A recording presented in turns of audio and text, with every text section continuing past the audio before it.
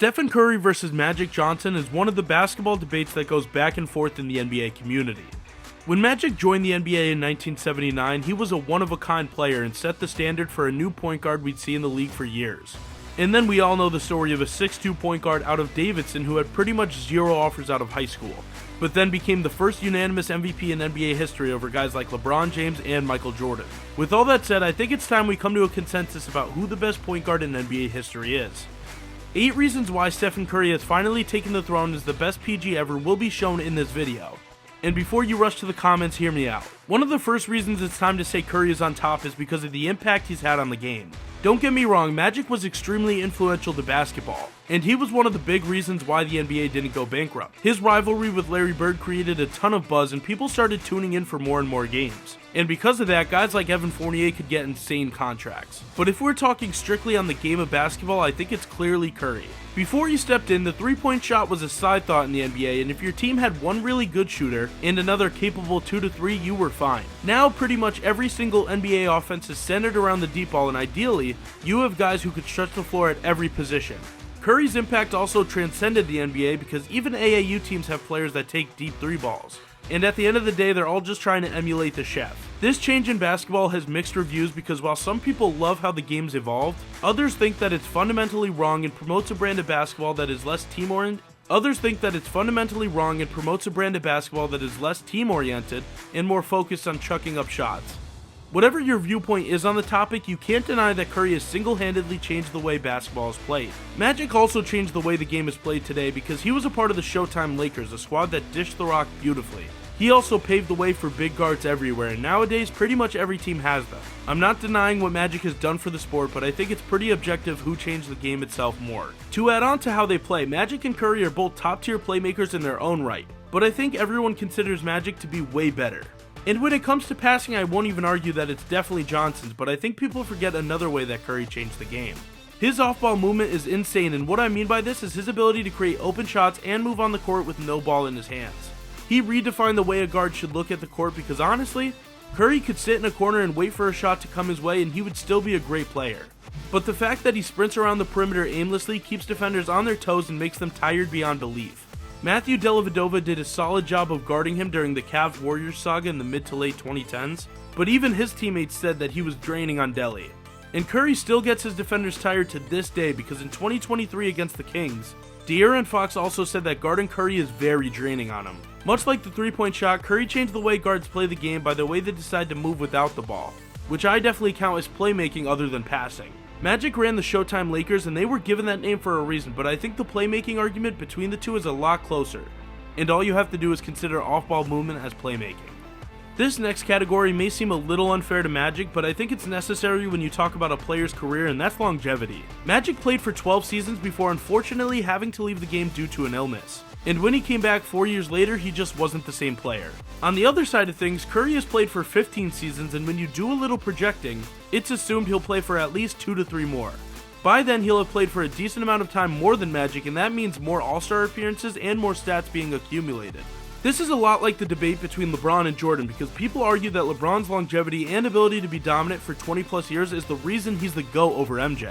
I don't think playing a long time is the only standard for being a great player, because Udonis Haslem played for a long time and he was a role player for most of his career. But if you play a lot more years than someone at an elite level like Curry is doing right now, it's hard to ignore that fact. This topic ties into our next reason, and that's some stats and accolades comparison. One of the only things we can do to compare two guys who didn't face each other is look at the stats and accolades they accumulated during their time in the NBA, so let's do it. Magic has 5 championships to Curry's 4, and he has 3 MVPs to Curry's 2. So it's not a great start for our guy, but it's definitely not over. Steph is the only NBA player to ever win a unanimous MVP award, and I think that year carries a little more weight than a lot of other seasons in NBA history. He averaged 30 points a night to go with 7 assists and 5 rebounds, but the real kicker is the efficiency. He shot 50% from the field, 45% from 3, and 91% from the free throw line. Easily one of the most impressive 50-40-90 seasons we've ever seen. And Magic never had a season that dominant, but let's get back into our stat hunting. They both have the same number of All-NBA selections with 10, and Magic has the slight edge when it comes to All-Stars with 12. But he should honestly only have 11 because he was voted in for a season he didn't play. Scoring is where the difference can really be seen because Curry is 30th on the all-time list compared to Magic's 358th placement. And while Magic is 7th on the all-time assist list to Curry's 39th ranked placing, that's a little closer than the scoring is. Bringing up the stats didn't exactly push Curry ahead of Magic by that much, but at the very least, I think they're pretty even. The next topic of discussion is defense, and you might be confused because trying to make an argument for Curry surrounded by defense just isn't the best way to do it. But I think there's some misconceptions in the NBA community because they see Magic's height at the guard position and immediately assume that he was a great defender and definitely better than Curry. But I'm here to tell you that isn't the case. I'm not going to say that Curry is a way better defender or anything crazy like that, but I do want to make the argument that their skill on that side of the ball is more similar. Yes, Magic is more versatile because of his size, but over the years, Curry has actually become a decent team defender. They both have 0 all-defensive teams, and Magic led the league in steals twice while Curry did it once. Again, the only reason I bring up this point is so that people don't try and use defense as a way to knock down Curry. Because truthfully, they both weren't top-tier defenders in the league. We can give Magic the slight edge because of his versatility, but it's definitely not a huge gap or anything like that. But we have to talk about this next point.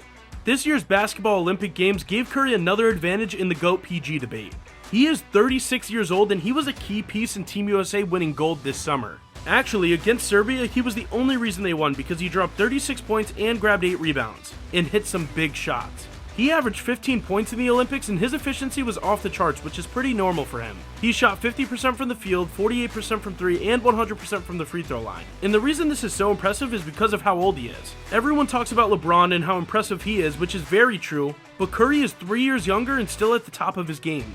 Now, LeBron James ended up winning the Olympics MVP, and rightfully so, but I do think there was an argument for Steph Curry. In the championship against France, he scored 24 points and went 8 of 12 from beyond the three-point line. And you might argue that Johnson was a part of the Dream Team, so he also had Olympic moments, but if we're being honest, he didn't do much on that team. He averaged 8 points a game while playing 18 minutes a night, so he was really a non-factor. He averaged 8 points a game while playing 18 minutes a night, so he was really a non-factor for that team basketball-wise. We've talked about how Magic Johnson started the big guard movement, but that only shows how impressive Curry's ability to dominate the NBA is. When he was drafted into the NBA, Curry said that he weighed 172 pounds and was 6'2", which isn't short by any means, but when it comes to the NBA, that's definitely on the lower side of the spectrum. He was able to excel in the NBA despite being shorter and not weighing a lot compared to the guys he was playing against. He also struggled in the beginning of his career with ankle injuries, which honestly could have derailed his career. The former GM of the Warriors, Bob Myers, said that he never saw someone hurt their ankle like Curry in his lifetime.